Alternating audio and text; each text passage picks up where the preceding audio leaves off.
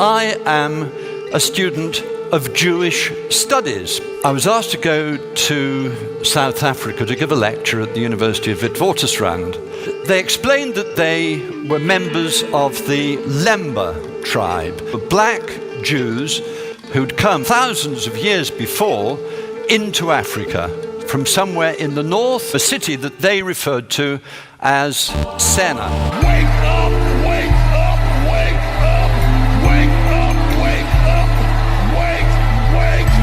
wake up out of your sleep.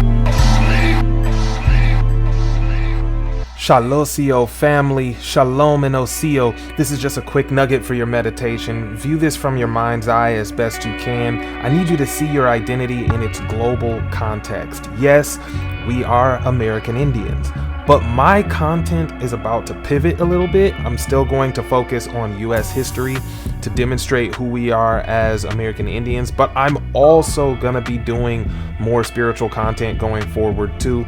The reason I'm doing this is because I need you to stop trying so desperately to contain your story to this continent. Those of you who have been following my work, going back to at least the beginning of the year, you already know my theory on where we come from. We are the original Asians. Chinese ancestry looked like us. Japanese ancestry looked like us. Korean and Mongolian ancestors originally had the phenotype that we have today. I have some old videos that show how we can know this, but I'm also gonna be breaking that down more soon. Not all American Indians are from Asia either. Some are and some aren't. Prehistoric American Indians in Central and South America may have genuinely come from Africa 10,000 years ago, even 20,000 years ago. It's okay if that doesn't resonate with you, but I need you to understand what you're rejecting. Why does that upset some of you? Listen, if the out of Africa theory turns out to be true, which I don't necessarily know for sure, it wouldn't bother me. What does bother me is seeing Pan-Africanists talking about my channel and saying, if your ancestors are from Asia, you're still African because Asians migrated out of Africa thousands of years ago. Do you guys realize that by that same logic, Vladimir Putin is just as African as I am?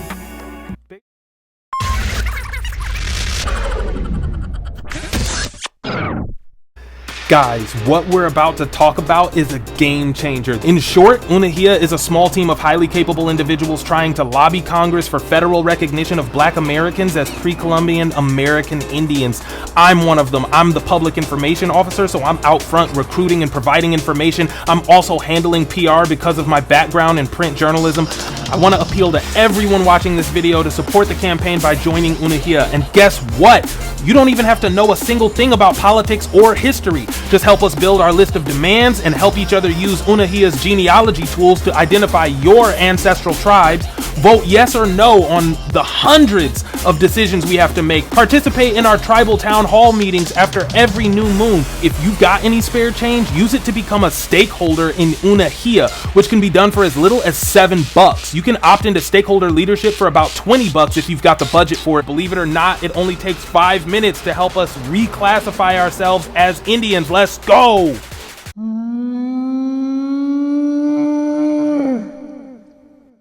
Basically, you're saying I'm still African because all human beings came from Africa. But what that means is that everyone's African.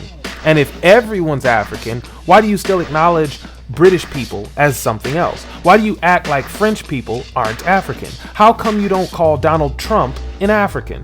The thing is, you only weaponize the out of Africa theory against my identity when I self-identify, but you let everyone else have the identity they embrace for themselves.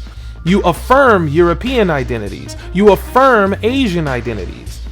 I'm going to be showing you in the presentations to come that all human beings used to be black and that whiteness has been gradually spreading to mix out and occasionally erase blackness for the past 5 millennia.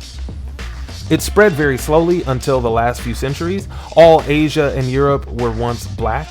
The Negro is the original Asian. Most Africans are not Negroes. And the ones that are actually migrated into Africa within the last 4,000 years. Prehistoric Negroes had civilizations on both sides of the Pacific. We were in Asia and North America simultaneously, and the Great Spirit has been driving all of this progress a certain way for a reason. Whiteness exists on the earth for a reason. Those people are not the descendants of Cain, and they're not all Edomites. Some are, some aren't. But the lack of eumelanin is a spiritual mark. It means something. They're marked with whiteness in order for Elohim to visibly keep track of something. We'll talk about what they're tracking in a future presentation. Spoiler alert, it's not about being evil. And white people aren't all gonna be destroyed in an apocalypse. Stay tuned. For now, family, don't worry about these things if you disagree. We don't have to agree on every little thing. What matters is that we know who we are today.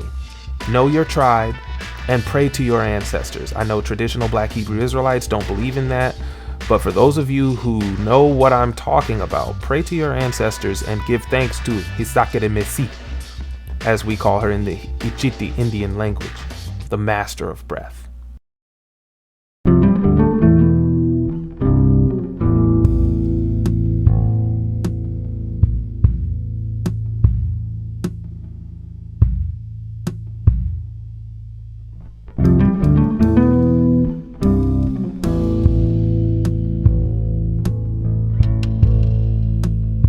And I was able to deduce that these stones were the last remnant of a city which had existed there by the name of Seuna.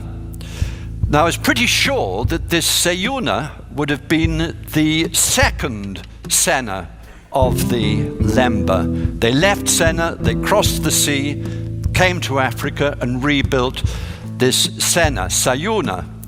But it also occurred to me that this Sayuna was the same as the Arabic for the word Zion, like an African Zion. And when I thought that, a cold shiver went down my spine. It was a very exciting moment. And so I went back to London, and I had quite a number of geneticist friends, told them what the problem was historically, and we agreed to do a project together. Now, a Jewish priest is called Cohen. Everybody here knows somebody called Mr. Cohen. Now, Mr. Cohen, in theory, would be descended from the original priests who 2,500 years ago officiated in the temple in Jerusalem. That was the idea. So we did a big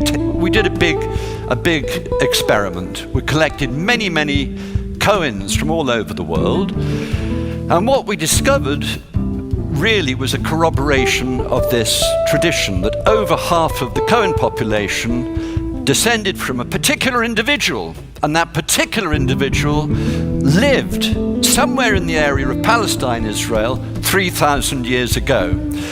3,000 years ago is more or less the time when Moses lived, and it was Moses' brother, Aaron, who was the founder of the priesthood. A particular haplotype, a particular signature, a family signature of the Cohens was known to exist and did exist. So then, when we started looking more closely at the stuff coming out of the Lemba DNA, in one of the clans, their priestly clan, you remember the clan that carried something like the Ark over Africa, what did we discover? We discovered that the same proportion of that clan had this rare haplotype as did Cohens throughout the world.